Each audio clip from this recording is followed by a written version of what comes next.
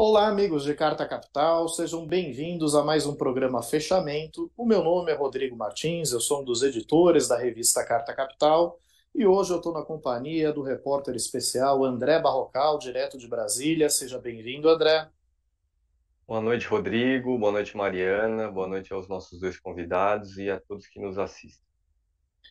Temos também a repórter Mariana Serafini, direto da nossa redação em São Paulo. Seja bem-vinda, Mariana. Oi, Rodrigo, boa noite. Boa noite aos nossos convidados, ao Barrocal e também a todos os nossos usuários e espectadores. Bom, e como o Barrocal e a Mariana já anteciparam, temos dois convidados especiais nesse programa. Primeiro, o secretário de Políticas Digitais da Secretaria de Comunicação Social da Presidência, João Brant. Seja muito bem-vindo, secretário. Obrigado, Rodrigo. Prazer estar com vocês aqui. E também temos a Renata Miele, que é coordenadora do Comitê Gestor da Internet no Brasil. Seja muito bem-vinda, Renata. Boa noite, Rodrigo. Boa noite a todos e todas que nos assistem. É um prazer estar aqui na Carta Capital. Bom, pessoal, essa foi uma semana bastante agitada, temos vários temas para tratar ao longo do programa, inclusive a batida da Polícia Federal nos endereços de Jair Bolsonaro, confisco do celular dele, os assessores diretos do presidente aí que estavam envolvidos na fraude do seu cartão de vacinação, e agora a revelação feita pela CNN de áudios, né, desses auxiliares de Bolsonaro tramando abertamente um golpe de Estado. Nós vamos tratar de todos esses temas, mas antes vamos falar sobre um outro tema que movimentou bastante a semana, que foi a não votação do PL das fake news. A votação estava prevista para ocorrer nesta terça-feira 2, e por conta aí de um lobby bastante intenso que foi feito pelas grandes empresas de tecnologia, pelas Big Techs, essa votação acabou não acontecendo. Inicialmente, secretário, eu gostaria que o senhor falasse um pouquinho sobre isso. O governo se surpreendeu com essa reação de empresas como Google, Meta, enfim, essas grandes empresas de tecnologia que fizeram essa campanha tão intensa contra o PL das fake news? Olha, infelizmente não dá para dizer que estão surpresos. Acho que é muito natural que as plataformas resistam porque a lei que está sendo discutida, ela cria obrigações para as plataformas, obrigações muito importantes de proteger direitos, obrigações de garantir mais transparência, obrigações de garantir uma moderação de conteúdo mais justa, que ninguém fique com aquela, pô, por que minha conta foi suspensa? O que aconteceu? Então, claro, criam-se obrigações, essas obrigações necessariamente vão ter algum custo.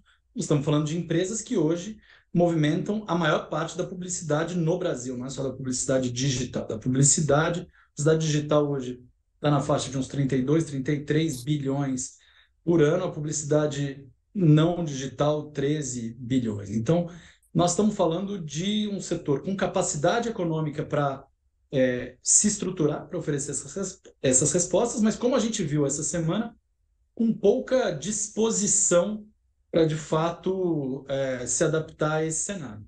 E aí eu acho que a reação não só foi dura, como foi abusiva. Do nosso ponto de vista, há um abuso de poder econômico nas ações e há casos que precisam ser investigados, de fato, porque há indícios de utilização dos próprios sistemas, né, de moderação de conteúdo aí para o seu interesse particular.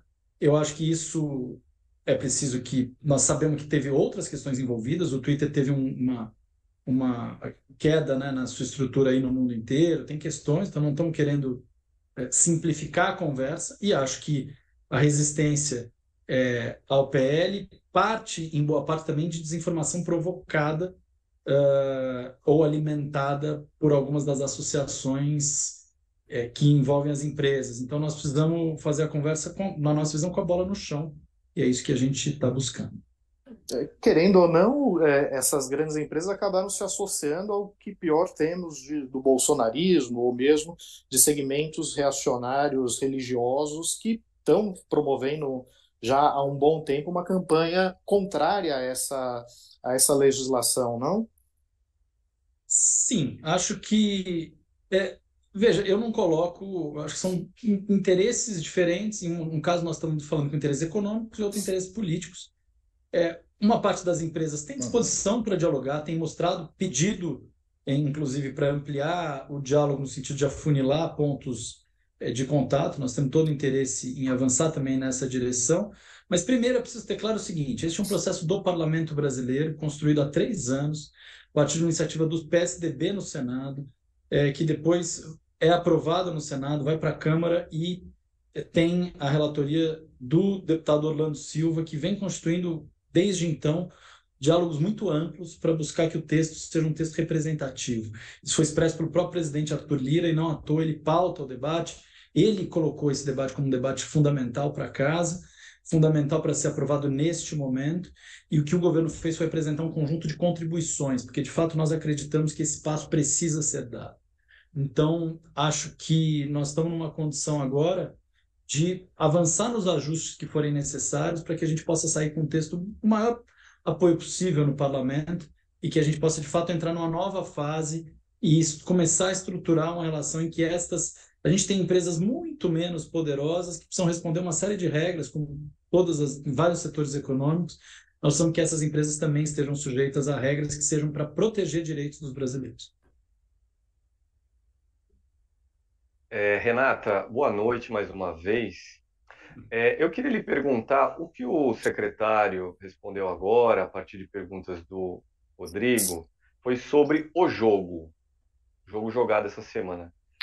Uma parte do Congresso e o governo de um lado, uma outra parte do Congresso e as plataformas de outro lado. Mas eu queria lhe perguntar sobre quem está aqui do lado de fora na arquibancada assistindo a esse jogo.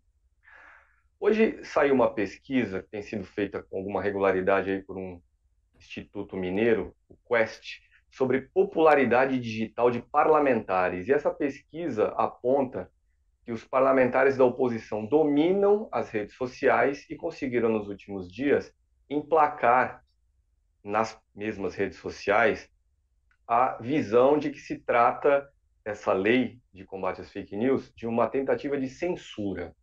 Você diria que a população aqui do lado de fora, que está assistindo a esse debate, encara como esse debate? Há convencimento de que sim, temos um problema e precisa ser regulado, ou não? É mera tentativa de censurar os críticos, digamos assim.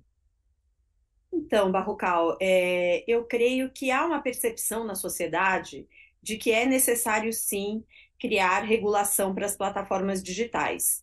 Recentemente, uma pesquisa divulgada na Folha, por exemplo, mostra que 80% dos brasileiros são favoráveis à regulação. Essa é uma das pesquisas, né? Ao longo do último período, várias pesquisas apontaram uma percepção da sociedade brasileira de que é necessário criar regras para a operação dessas empresas multinacionais no Brasil. Ocorre que nós estamos vivendo, de certa forma, as consequências de um processo histórico construído principalmente pelos grandes meios de comunicação no Brasil, que sempre trataram qualquer regulação do ambiente da comunicação como censura.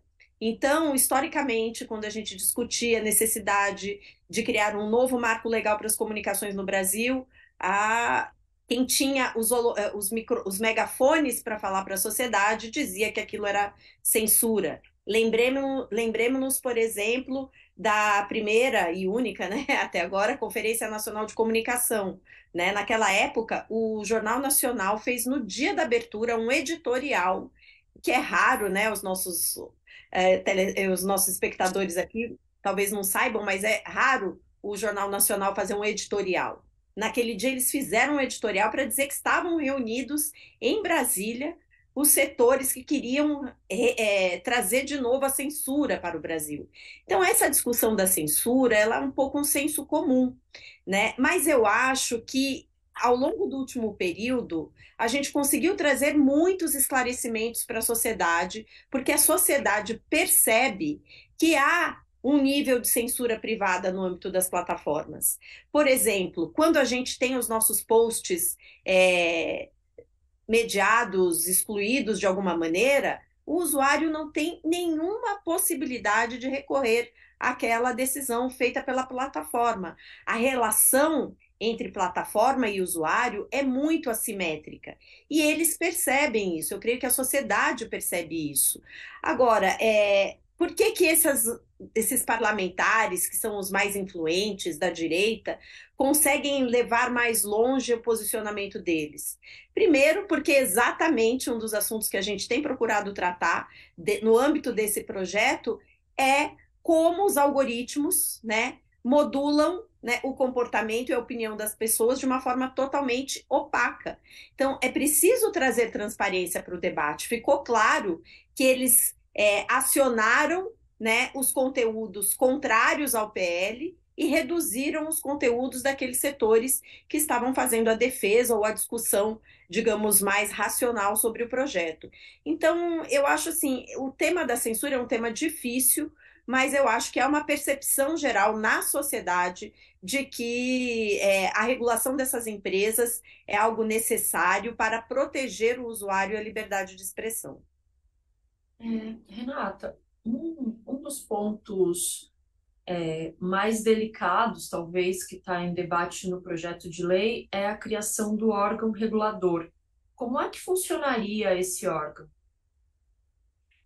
Então, Mariana, primeiro eu acho que a gente precisa também entender, né, que o Congresso Nacional, através de uma lei ordinária, não tem a prerrogativa de criar órgão regulador, né? Então, havia ali a previsão de o que foi chamado de uma entidade autônoma de supervisão, que seria daí indicada, né, uma prerrogativa do Poder Executivo para criar essa autoridade, ou essa entidade, ou órgão, e que seria um espaço, na verdade, na minha visão, né, de garantir a aplicação dessa lei, né? Agora, no debate legislativo, os contornos dessa entidade não chegou a ser aprofundada, né? Porque, de fato, não é prerrogativa, mas algumas diretrizes. Primeiro, a necessidade dela ser um espaço que tenha autonomia, que tenha participação da sociedade civil, numa perspectiva multissetorial, com independência do governo, né? Então, diretrizes para o seu, digamos, desenho foram discutidas quando essa previsão estava no texto, mas sem um detalhamento da sua composição. Do ponto de vista das suas atribuições, que acabou gerando um conflito que, na minha visão, foi instrumentalizado pela ação das plataformas e da direita, de dizer que seria um Ministério da Verdade, isso joga na desinformação, porque essa instituição, entidade criada, ela tem como objetivo garantir a aplicação dos comandos que estão na lei. E não há nenhum comando na lei que preveja qualquer mecanismo de censura, porque a lei não olha para o conteúdo individual. A lei não olha para a postagem da Renata, da Mariana, do João, do André, do Rodrigo. A lei olha para um conjunto de obrigações que a plataforma precisa ter de forma sistêmica para preservar o ambiente das redes sociais contra conteúdos sejam tipificados como crime já no ordenamento jurídico brasileiro, né? Então, esse que, na minha visão, deveria ser o desenho, mas sem entrar em detalhamentos, porque isso teria que ser uma coisa discutida posteriormente, inclusive pelo Poder Executivo, né? Secretário, ainda no tema dessa autoridade que faria a fiscalização das plataformas, no entendimento do governo, quem que deveria ficar responsável por fazer essa fiscalização e de que forma? E gostaria que o senhor também se pronunciasse assim, sobre a perspectiva de aprovação do PL da fake news a partir de agora. O governo acredita que esse é um tema que vai ser votado rapidamente no Congresso, ou a situação mudou um pouco de figura depois dessa ofensiva das Big Techs que vimos aí na última semana. Deixa eu começar por essa, então. Eu acho que é do nosso interesse que o projeto seja votado assim que a Câmara entender que ele está pronto para ser retomado ao plenário. Isso não significa ficar... Eu não posso dar um prazo para o Congresso, mas eu imagino que se assim que o Lira voltar da sua viagem à Inglaterra, se o relator tiver entendido que ele já tem condição de votar, porque foi o relator que pediu a retirada, por conta da quantidade, quase uma centena de emendas e questões que estão postas. Então, assim que ele sinalizar que tem condição de votar, nós temos interesse de que o texto seja votado. Nós achamos que ele tem toda a condição para, em 2 semanas, voltar para a pauta e poder ter uma maioria segura, né? Até porque eu acho que o que a Renata colocou é muito importante, e aí isso ajuda a responder a segunda pergunta. Em nenhum momento o texto foi pensado como uma entidade para ficar avaliando o conteúdinho. O que o texto coloca é o seguinte: eu criei obrigações para as plataformas. Você precisa ser mais transparente, você precisa fazer relatório, você precisa moderar o conteúdo dando justiça, devido processo para o usuário. Você está fazendo isso ou não está? Então, se eu não tiver alguém olhando para isso, eu não tenho como garantir a eficácia da lei. A proposta do governo, inclusive, deixava claro que para conteúdos individuais, a nossa visão é de autorregulação. Criem empresas, criem uma instância recursal que as pessoas possam apelar no caso de tratamento indevido ou de alguém achar que tal conteúdo fere a lei brasileira especificamente. Então, seria um ambiente para receber denúncias de fora e dos usuários. Mas isso não está no texto, mas na prática do ponto de vista do governo, o nosso entendimento. O relator preferiu não pôr no texto porque ele falou, olha, isso aqui, as empresas têm todo o espaço para criar, podem criar, não vou ficar criando um placebo legislativo. Mas então essa percepção de quem deve fazer, não é à toa que a gente tinha colocado como uma entidade autônoma de supervisão, porque a gente acha que esse debate precisa ser feito com um pouco mais de fôlego, pelo fato de que nós estamos num momento de transição. Nós estamos vendo o papel que o ChatGPT, o que ele gerou de impacto nos últimos 2 meses, mostra como o que a gente está discutindo agora é um novo cenário, é um cenário em que essas questões do digital se estabelecem, o Brasil precisa se preparar e discutir qual é a estrutura. Em teoria, eu falaria, olha, criar um órgão novo, olhando para isso tudo, seria muito mais interessante. O fato disso ter saído do texto fecha um pouco esse caminho para agora, mas nós achamos que tem condição do texto trazer uma solução que responda aí às preocupações da casa e que a gente, ao mesmo tempo, consiga discutir no longo prazo qual a melhor forma do Estado brasileiro se estruturar para proteger direitos no ambiente digital. Secretário, mais uma vez, boa noite. Na linha do que o Rodrigo perguntou sobre a sua avaliação a respeito das possibilidades concretas de aprovação da lei, eu queria acrescentar um ponto, fazer uma pergunta em cima de um ponto específico. Você diria que o presidente da República está disposto a entrar, a mergulhar pesadamente para conseguir essa aprovação da lei? E por que eu lhe pergunto isso? Porque na manhã de terça-feira foi o dia em que a Câmara desistiu de votar essa lei por enquanto, houve uma reunião do presidente da República com o presidente da Câmara dos Deputados. E há alguns relatos um pouco desencontrados a respeito do que teria sido discutido nessa reunião. Um desses relatos diz, por exemplo, que o presidente Lula achava que devia ocorrer a votação, mesmo que fosse para perder, mas que a votação devia ocorrer.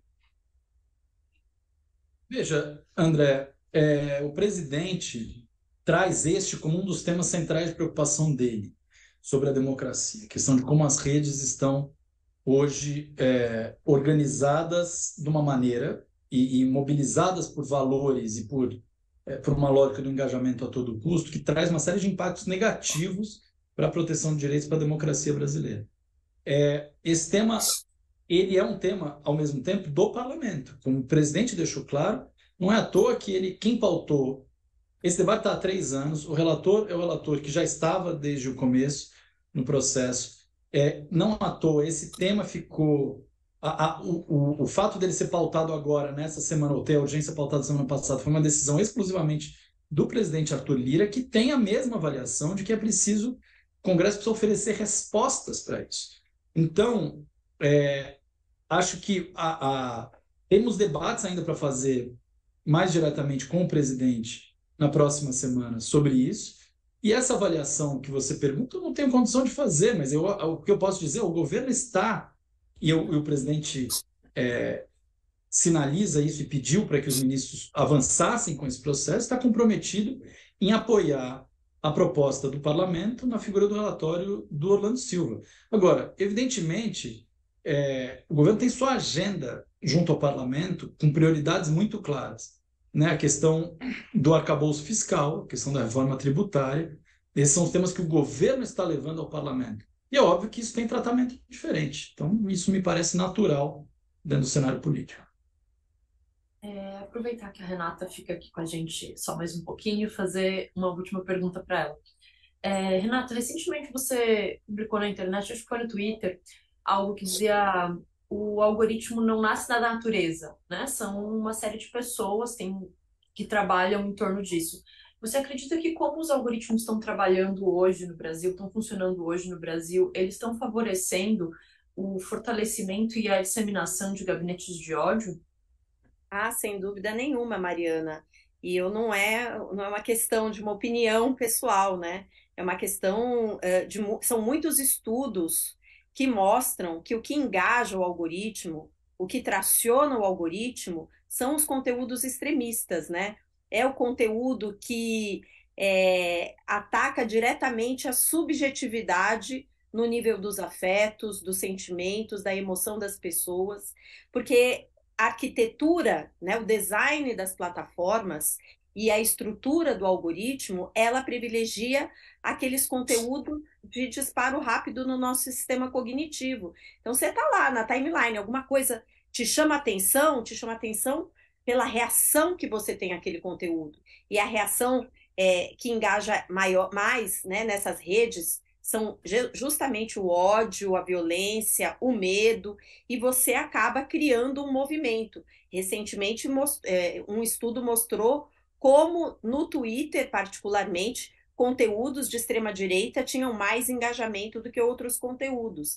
Então, sem dúvida nenhuma, porque o algoritmo tem viés, porque esse tipo de modelo de negócios favorece, né, esse tipo de discurso extremista, e daí a necessidade da gente ter, na previsão da nossa, né, na nossa legislação, mecanismos para que a gente tenha mais transparência sobre o funcionamento desses sistemas, né, sobre, por exemplo, também uma coisa muito importante que tem no PL 2630, e as pessoas acabam não colocando isso, as equipes que fazem a moderação humana, porque há uma quantidade pequena de moderação humana. Elas vivem no Brasil, elas são contratadas de forma análoga à escravidão em países da Ásia, elas têm como língua materna o português, elas conhecem o contexto da sociedade brasileira, então há uma série de questões que são fundamentais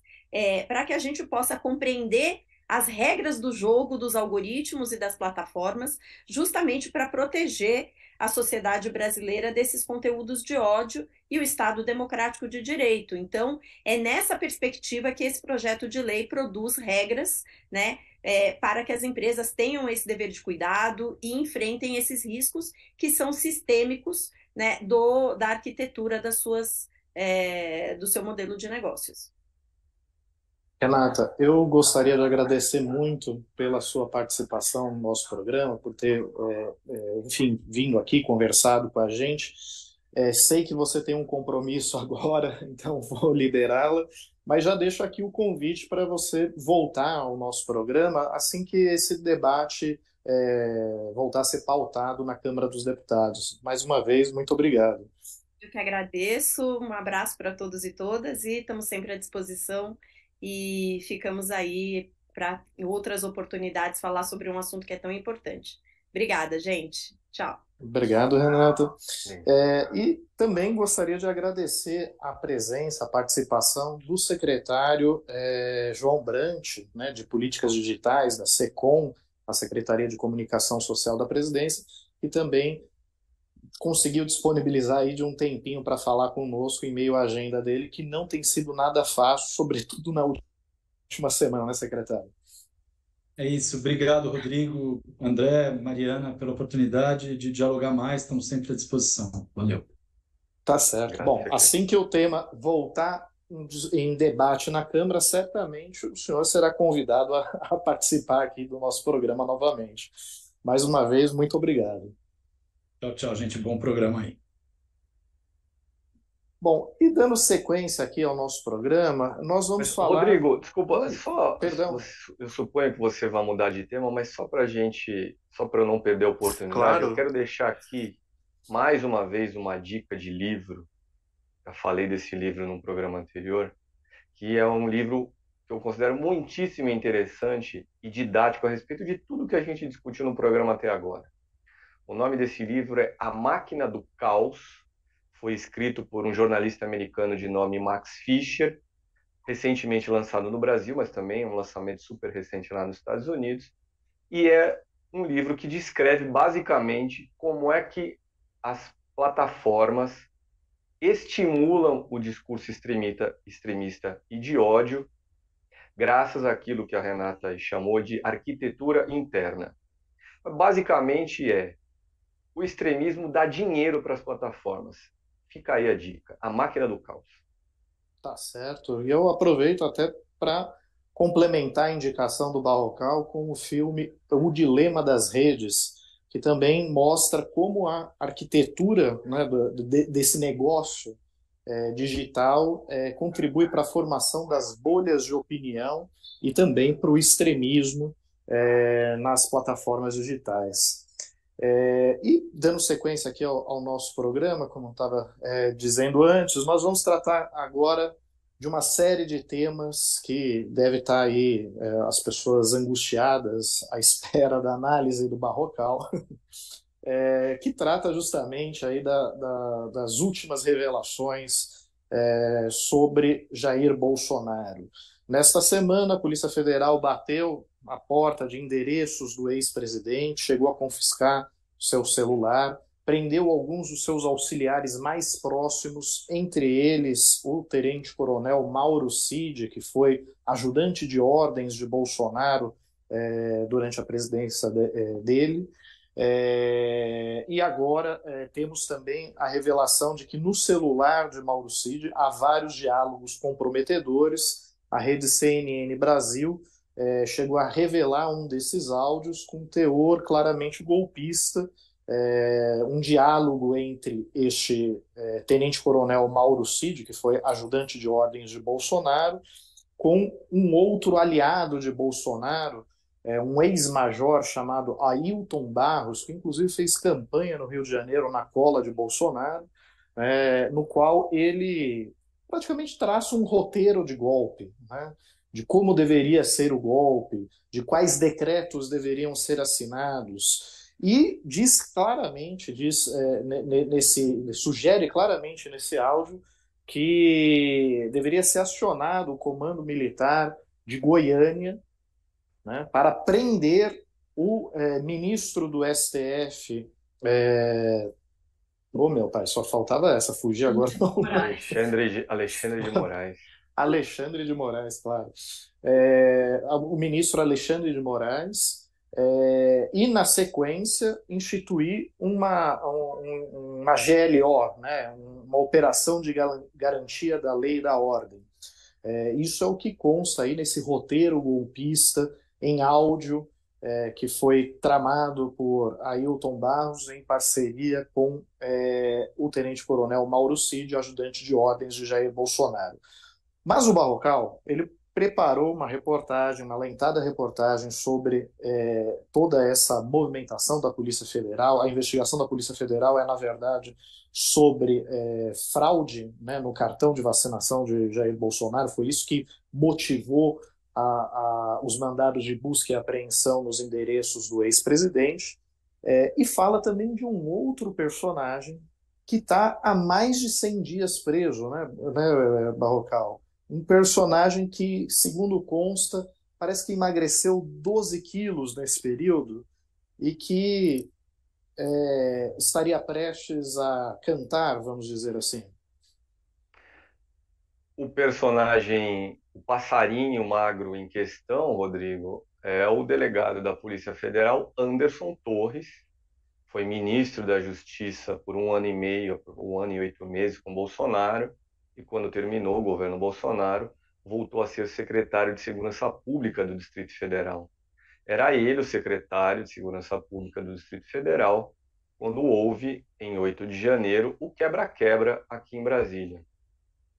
E é a omissão considerada dolosa de Anderson Torres na condição de secretário que levou à decretação da prisão dele pelo juiz Alexandre de Moraes em meio às investigações sobre quem fez o quê, quem planejou o quê, quem financiou o quê naquele ou para aquele 8 de janeiro. Mas, Rodrigo, vou começar pelo fim. Vimos muitas informações nas últimas horas a respeito de Bolsonaro. Vou começar pelo fim por aquilo que talvez seja o Mais grande quente do interesse. dia. Não, aquilo que seja talvez o grande interesse das pessoas. O que vai acontecer com Bolsonaro diante de tudo isso que a gente viu? Eu diria que, em primeiro lugar, a situação de Bolsonaro está cada vez mais delicada e é essa delicadeza que logo, logo vai compor o pano de fundo de um julgamento no Tribunal Superior Eleitoral que pode decretar a perda dos direitos políticos do ex-presidente por até 8 anos. O julgamento pelo TSE será de uma ação movida na época da eleição do ano passado pelo PDT, que, em resumo, acusou o Bolsonaro de usar uma reunião que ele fez com embaixadores de outros países, dezenas deles, no Palácio da Alvorada, para sabotar a eleição brasileira e para dizer basicamente que a eleição brasileira ia ser roubada para o Lula. Então, o Tribunal Superior Eleitoral está com esse caso para ser julgado.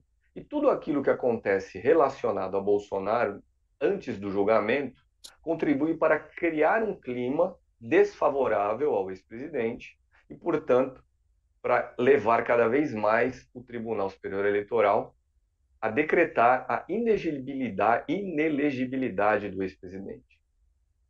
Então, esse é o pano de fundo. Agora, nós temos, então, casos específicos também vistos nas últimas horas. Quais são esses casos específicos? O primeiro deles, para ficar com o mais quente, aquilo que é uma grande novidade nas últimas horas, é esse da falsificação de certificados de vacina contra a Covid. A prisão do ajudante de ordens do presidente, de mais vários militares, assessores de Bolsonaro, ainda na presidência, mas também depois que ele deixou o cargo, compõe uma história de um crime que é inserção de dados falsos em um sistema de informação. No caso, o sistema de informação é o sistema do SUS. Quem comete um crime ou participa de um cometimento de crime de inserção de dados falsos em um sistema de informação pode pegar até 12 anos de cadeia. Então, é essa a principal acusação por trás das prisões vistas nas últimas horas desse grupo de ex-assessores de Bolsonaro. No relatório da Polícia Federal, que embasou essa operação, que foi às ruas ontem, a gente vê de forma muito clara como foi que o ajudante de ordens de Bolsonaro construiu uma situação criminosa para obter um certificado de vacinação para a esposa dele e ajudante de ordens. Mauro César Barbosa Cid é o ajudante em questão, a esposa dele se chama Gabriela. E o que se presume a partir desse caso específico do tenente Cid, do coronel Cid, é que a mesma engrenagem falsificadora foi usada para providenciar para Jair Bolsonaro um certificado falso de vacinação. É por isso que o ex-presidente está enrolado nessa operação realizada ontem pela Polícia Federal. Mas, a partir dessa operação de ontem da Polícia Federal, nós vamos ver, provavelmente, surgirem informações a partir de depoimentos de pessoas presas, a partir do celular desse coronel Mauro César Barbosa Cid, que podem implicar Bolsonaro em uma outra investigação, que é justamente aquela sobre a insurreição bolsonarista de 8 de janeiro aqui em Brasília.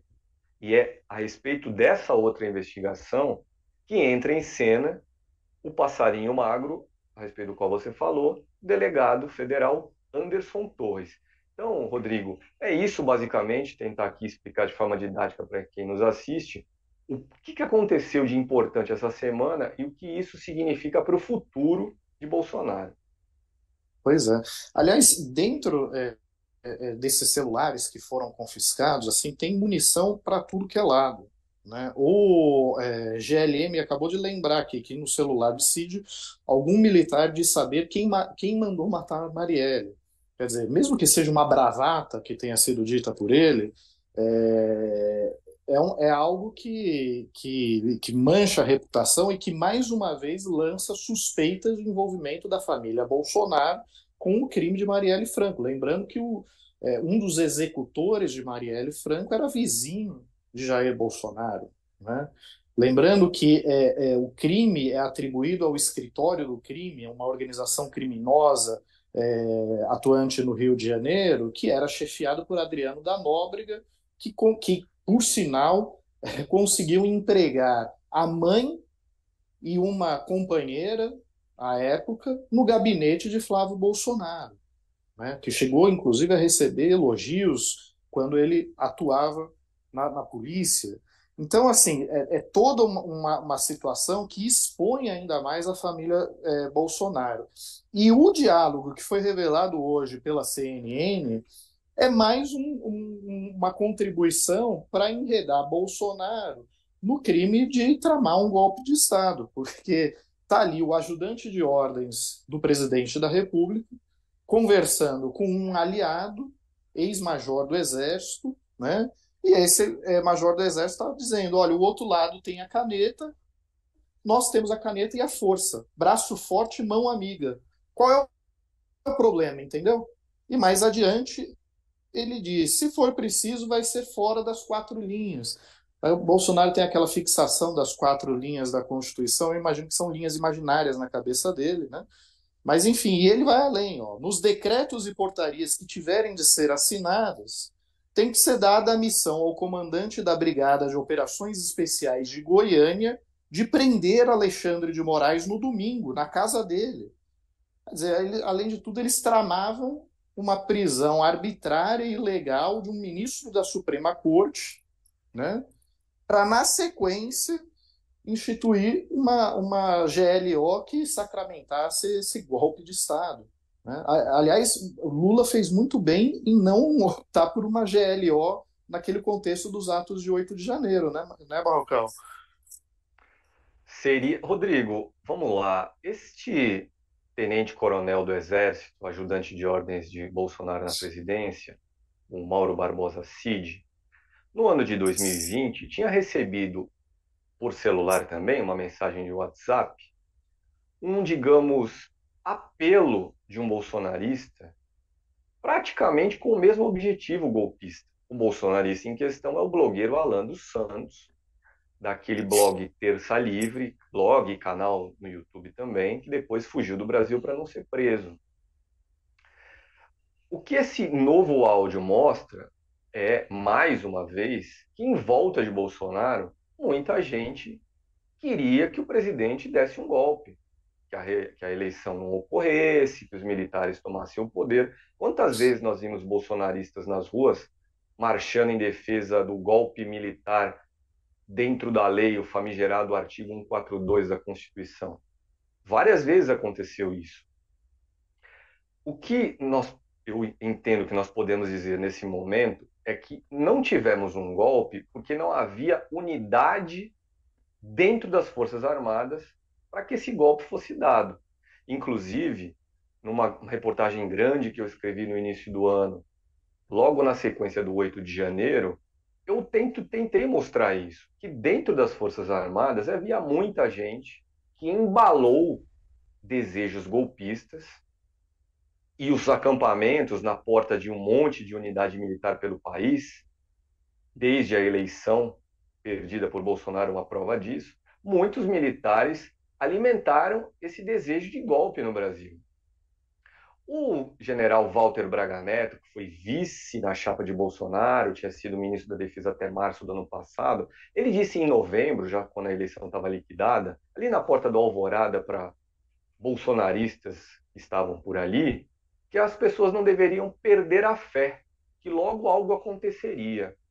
Ali por aqueles dias também, um ministro do Tribunal de Contas da União, Augusto Nardes, foi flagrado a dizer em um áudio de WhatsApp que dentro da caserna havia uma grande agitação e que logo logo ia acontecer alguma coisa. Então nós vimos de fato uma trama entre pessoas que cercavam Bolsonaro para que houvesse um golpe. E eu queria nesse ponto falar da figura do ex-ministro da Justiça Anderson Torres, o passarinho magro que está em cana há mais de 100 dias. Foi encontrada na casa dele, no dia 12 de janeiro desse ano, uma minuta de ou seja, um rascunho de um decreto presidencial que ia promover uma intervenção militar na Justiça Eleitoral, anular as eleições do ano passado e promover outras eleições. O que isso, na minha visão, mostra? Mais um ingrediente nessa trama golpista e como o delegado Anderson Torres era, digamos, uma cabeça civil a serviço de interesses golpistas militares, como a gente viu na ditadura de Getúlio Vargas, foi uma ditadura em parte militar, lá nos anos 1930, que teve apoio jurídico de quem botou a mão na massa para justificar um monte de coisa. Assim como na ditadura militar de 64, nós também vimos isso. Então, que havia em volta de Bolsonaro, inclusive por desejo dele próprio, Bolsonaro, um monte de gente para pregar golpe, isso para mim hoje é inegável. Esse áudio aí é só mais uma prova disso. Agora, por que nós não vimos de fato um golpe? É porque, repito, escrevi numa reportagem longa no início do ano, nós não assistimos a uma unidade golpista, ou seja, todo mundo dentro das Forças Armadas disposto a pregar esse golpe. E o que aconteceu no dia 8 de janeiro, eu entendo que foi uma tentativa de tirar de cima do muro aqueles militares que não queriam parecer abertamente golpistas. Ou seja, a criar uma confusão que levasse as Forças Armadas, e particularmente o Exército, a entrar em campo e falar, olha, agora a situação se perdeu mesmo, vamos aqui, é golpe, é Bolsonaro e vamos em frente. Pois é, não, eu concordo com o Barrocal em relação a isso. E acho que assim o interesse de Bolsonaro em tramar um golpe foi mais do que aberto, explícito. Ele próprio confessou esse desejo dezenas de vezes, né? Basta ver os últimos discursos dele, tanto no 7 de setembro de 2022 quanto no 7 de setembro de 2021. Ele fala claramente ali, incita claramente um golpe de Estado, né? Acho que não há muita dúvida em relação a essa disposição dele, né, Mariana? Agora, não é normal a gente ver que essa possibilidade de golpe estava sendo discutida dessa forma por áudio de WhatsApp, né? Aí a gente não tem como saber se é inocência, se é tabajarice, de vamos discutir um golpe aqui, ou se é realmente contar com a impunidade, né? A certeza de que eles não seriam, em hipótese alguma, pegos. E a gravidade desse episódio é tanta, dessa troca de mensagens, que hoje o líder do governo no Congresso, o senador Randolfo Rodrigues, já disse que o Mauro Cid é o primeiro convocado para a CPMI do 8 de janeiro, né? Porque o episódio de 8 de janeiro agora está mais do que nunca claro que foi orquestrado ao longo do tempo ali nas portas de quartel e foi uma tentativa de golpe. Pois é, pois é. Não, assim, digamos que não é uma turma que prima muito pela discrição e pela inteligência, né? Até assim, eu fiquei meio assombrado, Barrocal, com essa tentativa, né, essa manipulação do cartão de vacinação de Bolsonaro sem a menor necessidade. Afinal de contas, ele tinha passaporte diplomático e entraria nos Estados Unidos de qualquer forma, não? O que ocorre, Rodrigo, é que depois do fim do mandato dele, ele não teria mais o privilégio do cargo e talvez, se viajasse de novo lá dos Estados Unidos, por exemplo, para os Emirados Árabes, para a Arábia Saudita, para agradecer o presente em joias dado a ele pela realeza saudita, talvez ele sim precisasse, como uma pessoa comum, caso o país destino assim exigisse, apresentar a prova de que tinha sido vacinado. Então, a saída de Bolsonaro do Brasil em 30 de dezembro, rumo a Miami, não requeria um certificado falso de vacinação. O problema seria para ele, Bolsonaro, uma viagem posterior a isso. E é essa, acredito eu, depois de ter lido o material aí da Polícia Federal, a decisão do juiz Alexandre de Moraes, essa é a razão para ter sido providenciado para ele um certificado falso de vacinação. E não foi só para ele, Bolsonaro. Para a entourage que o acompanhou rumo a Miami, foi providenciado esse certificado falso também. Um sargento da PM do Rio, de nome Max Moura, um capitão do Exército chamado Sérgio Cordeiro, a mulher, a esposa do ajudante de ordens de Bolsonaro, a Gabriela Cid, que acompanhou o marido na viagem a Miami, também tinha um certificado falso. Então, de fato, Bolsonaro, enquanto presidente, tinha o privilégio de entrar sem ter que comprovar a vacinação de Covid, mas depois de terminado seu mandato, talvez fosse obrigado, caso viajasse de novo, a apresentar um documento desse tipo. Agora, Rodrigo, só para não perder, alguém aí do público já lembrou do caso Marielle Franco, que aparece dentro desse Sim. rolo? Eu acho que é uma historinha interessante para a gente detalhar um pouquinho aqui para quem nos assiste, porque realmente isso tudo que aconteceu, essa turma é inacreditável. É mambembe, é absoluto baixo clero, submundo, enfim, tudo no nível aí do clã Bolsonaro. Mas vamos lá. O Coronel Cid, ele conseguiu, numa cidade goiana chamada Cabeceiras, que um médico, que era sobrinho de um assistente dele, Cid, na presidência, assinasse um papel atestando que a esposa dele, Cid, tinha tomado 2 doses de vacina lá em Cabeceira. Só que não basta ter a vacina atestada. É preciso que essa informação da vacina entre no sistema do SUS e depois disso é que é possível emitir um certificado de vacinação. Como os dados colocados pelo médico de cabeceiras sobre a vacinação na senhora Gabriela Cid eram dados falsos, na hora de inserir no sistema do SUS, o sistema do SUS não aceitou. Então, era preciso achar um outro caminho para conseguir inserir esses dados nos sistemas do SUS. Qual era esse caminho? A Prefeitura do Rio de Janeiro, a Prefeitura da cidade fluminense de Duque de Caxias, a cidade da Baixada Fluminense. Foi o secretário de Saúde da Prefeitura de Duque de Caxias, em 2021 e 2022, quem se encarregou de colocar no sistema do SUS informações falsas sobre a vacinação da senhora Gabriela Cid, de Jair Bolsonaro, da filha pequena de Jair Bolsonaro, e essas informações deram depois na emissão de um certificado de vacinação. Quem fez a ponte entre o Coronel Cid e a Prefeitura de Duque de Caxias? O Major Ailton Barros, esse do áudio do golpe.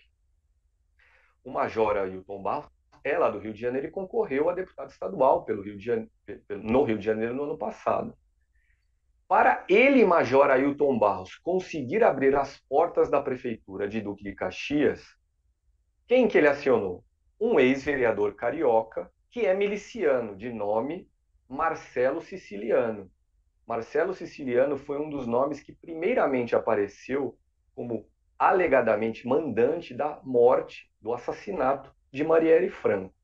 Então, essa é a história bonita. É assim que a gente chega de uma falsificação de vacina na cidade goiana de Cabeceiras até um caminho para descobrir quem mandou matar Marielle Franco. Pois é, pois é. Bom, difícil é convencer os apoiadores de Jair Bolsonaro de tudo isso, como observa aqui Carlos Almeida. Aposto que o gado vai dizer que Cid era infiltrado do PT. Claro, infiltrado do PT, como todos aqueles que estavam no dia 8 de janeiro em Brasília e depredaram, né, a sede dos três poderes. Né? E foi por isso que eles pediram tanto uma CPI, né, para provar que, na verdade, quem tramou o golpe não foi Bolsonaro, foi sim Lula, um autogolpe, eu suponho. É um delírio completo, né, da cabeça deles, mas enfim, pelo visto o tiro saiu pela culatra mais uma vez, porque agora o governo resolveu se empenhar de fato na instalação dessa CPI do 8 de janeiro, e um dos primeiros a ser ouvido será justamente o tenente-coronel Mauro Cid, ex-ajudante de ordem de Jair Bolsonaro, preso por fraudar o seu cartão de vacinação, né, e que já está aí com diálogos de celular sendo vazados aí para a mídia e bastante comprometedores. E, Rodrigo, desculpa, se você me permite aqui Claro. também, só para, claro, o governo está aí, o senador Randolfo Rodrigues, com essa informação de, olha, a CPI vai querer botar em primeiro, se depender do governo, a CPI botará em primeiro lugar no banco dos depoentes o Coronel Cid. Agora, o Coronel Cid pode perfeitamente conseguir aí na justiça o direito de ficar em silêncio ou ser orientado por seus advogados a responder algo do tipo nada a declarar. A CPI será mais um teatro político do que propriamente um espaço para descoberta de informações. Onde o Coronel Cid vai realmente sofrer é na Polícia Federal. Ele está com a prisão preventiva decretada pelo juiz Alexandre de Moraes. Prisão preventiva significa sem data para acabar. Pois é. Pois é. Aliás, foi com prisão preventiva que o Anderson Torres está lá há 110 dias, né? Correto. E o Valmir também observa, a Mariana estava falando, Jair Bolsonaro vai culpar o Zé Gotinha pela fraude no cartão de vacinação, vai vendo. Patrício acrescenta, para quem pega joias, falsificar carteirinha é fichinha, né? Bom, pessoal, nós nos encaminhamos aqui para o fim do nosso programa. A Mariana acabou nem comentando da reportagem dela, então eu vou pedir que, nas considerações finais dela, ela falasse um pouquinho sobre a reportagem que ela assina aí na última edição de Carta Capital, essa edição que chega às bancas, começa a circular a partir de amanhã, está nas bancas em todo o país no sábado, com a capa justamente sobre a regulação das redes sociais. Mas, Mari, fala um pouquinho para a gente sobre a sua pauta, que na verdade é um balanço aí desses 10 anos de aprovação da PEC das domésticas. Foi um avanço civilizatório, mas que, enfim, acabou sendo ofuscado aí pelo aumento da informalidade e também, de uma certa maneira, pela desproteção das diaristas, né? Isso mesmo, Rodrigo. Eu fiz um levantamento de como é que o patronato se comportou nesses 10 anos desde que a lei que garante direitos, porque antes da lei, da PEC das domésticas, as trabalhadoras domésticas elas tinham muito poucos direitos. Então, essa lei foi uma tentativa de equiparar os direitos delas aos direitos que outros trabalhadores já têm, que não são novidade, como direito a férias, licença maternidade remunerada, 13º, limitação de horas de trabalho semanais, encargo horário de 44 horas. Todas essa hora extra noturna, hora extra de viagem, é muito comum, classe alta normalmente, né? Viajar, levar a babá, levar a empregada doméstica para cuidar dos filhos, para cuidar dos pets, e achar que está fazendo um favor ainda porque levou a pessoa para uma viagem. Então, ela precisa ser remunerada, porque o que ela está fazendo ali é um trabalho. Então, não foi à toa que essa lei, na época, 10 anos, causou chilique mesmo entre essa gente que quer ter empregada, mas não quer pagar os direitos, né? Quer ter alguém que cuide da sua casa, mas não valoriza esse trabalho. Então, o que a gente percebeu ao longo desses 10 anos é que aconteceu muita coisa no Brasil que impactou a vida dessas mulheres, né? Primeiro, o golpe contra a presidenta Dilma Rousseff, que levou o Brasil a uma estabilidade política. Uma das pessoas com quem a gente conversou, com quem eu conversei, na verdade, quem fez a entrevista foi a Fabiola Mendonça, nossa colega da revista. Ela conversou com a Luísa Batista, que é a coordenadora geral da Federação Nacional das Empregadas Domésticas, que é a maior entidade representativa da categoria. E ela disse que depois do golpe, como aumentou a onda de desemprego, então a classe média também sentiu muito o baque no bolso. E aí, para continuar tendo uma pessoa que cuidasse da sua casa, para continuar tendo ali a empregada doméstica, uma coisa que passou a acontecer com muita frequência foram os acordos de regularidade.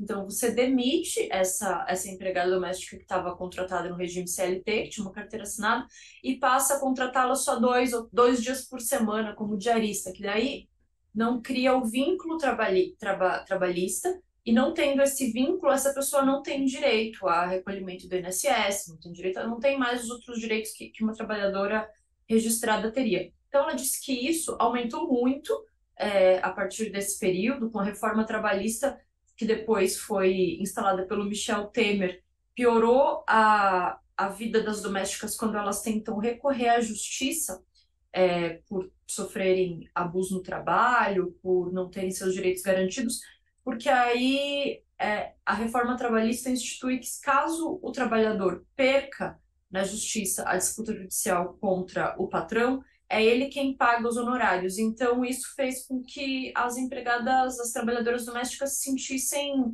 inibidas, né, de tentar aí emplacar uma disputa judicial. E outra coisa que a economista do Diese, Cristina Vieselli, com quem eu conversei também, me falou sobre esse período, é que a gente acha que a pandemia foi o grande vilão na vida das trabalhadoras domésticas, né? Porque com as normas de isolamento social, muitas delas foram demitidas. Na verdade, 1.100.000 empregadas domésticas foram demitidas nesse período.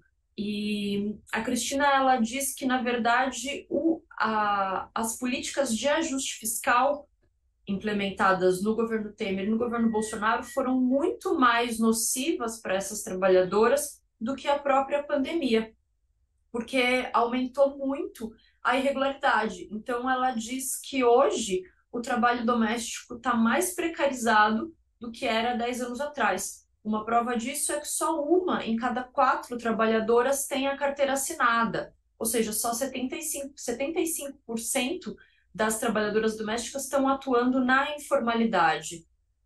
Então, por mais que a lei tenha trazido ferramentas que garantem a essas trabalhadoras direitos e também a valorização do trabalho delas, porque isso é uma coisa muito difícil de convencer algumas classes sociais de que esse trabalho ele tem valor.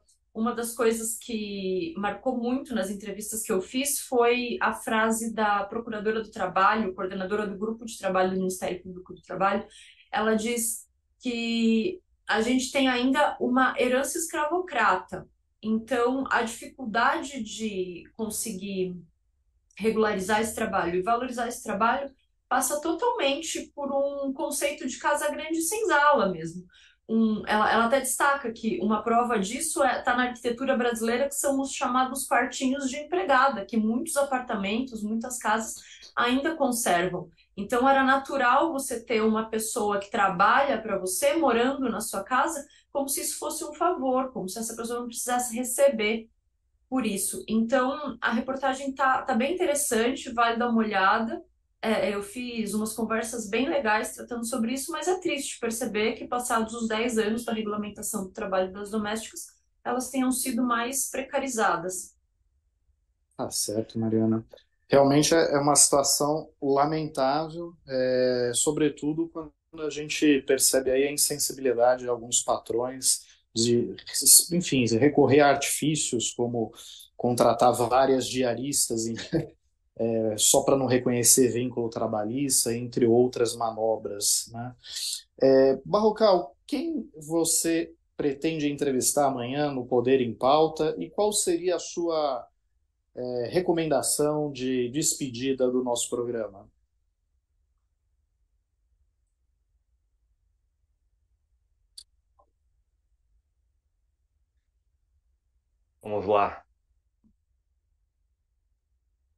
Vamos lá, agora sim, tinha desativado aqui sem querer o meu microfone. Mas é uma resposta só para as duas perguntas, Rodrigo, porque as respostas se misturam, na verdade. Eu entrevistarei amanhã aqui no canal de Carta Capital no YouTube, às 16 horas, o economista Márcio Postman. E será uma entrevista sobre a economia brasileira, particularmente a economia brasileira depois de o Banco Central ter mais uma vez se reunido e decidido que a maior taxa real de juro do mundo vai ficar do jeitinho que estava até a semana passada. Uma taxa, aliás, a taxa real do Brasil é resultado de uma taxa básica de juros, que é a nossa Selic, que está em 13,75% desde agosto do ano passado. Essa semana, o Banco Central manteve essa taxa de 13,75%. Pela terceira vez nesse ano, o BC se reuniu para discutir o juro e resolveu que não faria nada. O governo federal, eu diria mais especificamente o presidente da República, perdeu a batalha contra o Banco Central. Lula, no início do ano, partiu pesado para cima de Roberto Campos Neto, o comandante do BC, legado por Jair Bolsonaro. Roberto Campos Neto desfruta hoje da proteção garantida pela Lei de Autonomia do Banco Central. O presidente da República não pode tirá-lo do cargo, exceto em algumas hipóteses, como, por exemplo, incompetência reiterada, né, ou então condenação judicial com trânsito em julgado. O fato é que não basta que Lula critique Roberto Campos Neto e a taxa de juros do Banco Central. O Banco Central pode fingir que não houve, porque afinal desfruta dessa tal de autonomia. O Banco Central, ao tomar a decisão nessa semana, ignorou que o ministro da Fazenda, Fernando Haddad, mandou recentemente para o Congresso uma proposta de controle de gastos públicos, conhecida aí pelo palavrão de arcabouço fiscal. Esse arcabouço fiscal era tudo o que o tal do mercado queria, não exatamente nos termos que o mercado queria, mas a direção era essa mesma, desejada aí pela turma da Faria Lima. O Banco Central não deu bola para a proposta de arcabouço, manteve o juro aí em 13,75, e com isso a economia brasileira continuará girando com roda presa. E com roda presa vai ser difícil a gente poder aí conseguir superar as nossas urgentes carências sociais, carências inclusive trabalhistas. O trabalhador brasileiro aí ganha há mais ou menos 10 anos, em média, o mesmo nível de salário, aí, algo em torno de R$ 2.800. Pois é. Pois é, aliás, se for por incompetência reiterada, devemos lembrar que o Banco Central não conseguiu bater nenhuma das metas previstas, né, de inflação durante a gestão de Jair Bolsonaro. E, portanto, essa competência é bastante questionável.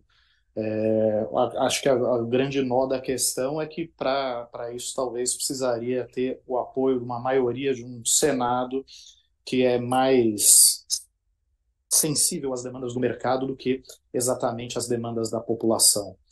Mas, de toda forma, eu agradeço muito a participação dos meus colegas aqui de bancada, o André Barrocal, direto de Brasília.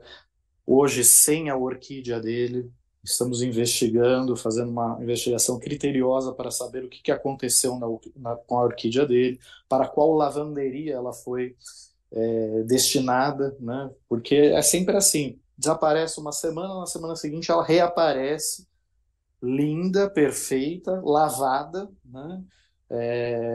E, enfim, eu suponho que segunda-feira a lavanderia já entrega de volta, né, Barrocal? Rodrigo, já faz várias semanas que as orquídeas desapareceram aqui do meu cenário de fundo, porque, como sempre digo, quando esse assunto aparece, orquídeas florescem periodicamente. Flor nasce, flor morre. Elas entram aqui no cenário quando há flores. Quando só existe a plantinha verde, eu deixo em outro canto aqui de casa. Tá certo, então tá bom. E agradeço também a participação da Mariana Serafini, direto da nossa redação em São Paulo. Obrigado, Mariana. Obrigada, gente. Sempre um prazer dividir essa bancada aqui com vocês. Aproveito também para agradecer a presença, a audiência de todos, a paciência de todos que nos acompanharam até aqui e aproveito para pedir para vocês assinarem a revista Carta Capital, tanto, se não puder assinar a versão completa, né, que dá para você o direito de receber a edição impressa na sua casa, tem a versão digital que é mais em conta. Existe a possibilidade também de fazer contribuições em dinheiro para financiar o nosso jornalismo pelo site de Carta Capital, ou mesmo aqui pelo chat das nossas transmissões ao vivo no YouTube. O nosso jornalismo ele depende fundamentalmente dos nossos leitores para sobreviver, e por isso eu deixo aqui esse recado no fim do programa, agradecendo mais uma vez a todos e desejando um excelente fim de semana.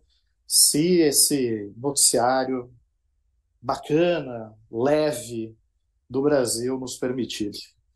Até mais, pessoal.